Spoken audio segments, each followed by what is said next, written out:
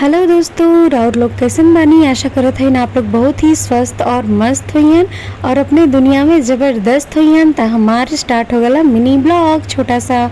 और हमन निकल गए जा मॉर्निंग वॉक पे। मॉर्निंग वॉक पे हम अपने बिटिया रानी के लेके निकलल है, जो कि बहुत ही मॉर्निंग वॉक का शौक है। और ई देखा फिर हमन दूसरी टाइम चल दिली जा थोड़ा बहुत टहले खातिर। और अनुष्का के घूमे टहरा बहुत ही काफ़ी ज़्यादा पसंद है और हमें भी बहुत पसंद है। अब भाई माई है तो बिटिया तो वह करियन जौन माई के पसंद है।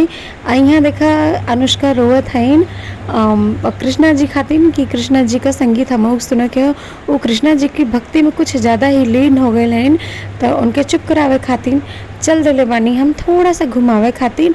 हमन का यहाँ से हो गल है विदाई मायके से। अब हमन जा तनी जा ससुराल। भाई भाई का प्यार ये देखा तनी आप लोग, बहुत ही इमोशनल सीन बाटा यहाँ का।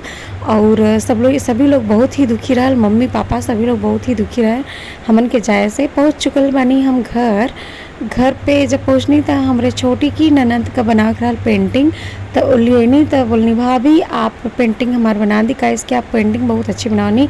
तो और लोग कमेंट बॉक्स में ज़रूर बताइए कि हम पेंटिंग कैसन बनैले बानी, अच्छा बा कि बेकार।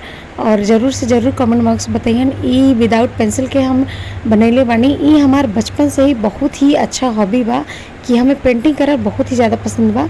पेंटिंग करे के बाद थोड़ा सा हम चल दिले बानी अब अपन पढ़ाई लिखाई करे खातिर। तो हमार परीक्षा वाला बा, परीक्षा ले दे खातिर हमार पेन पेंसिल सब कुछ तैयार हो गल बा।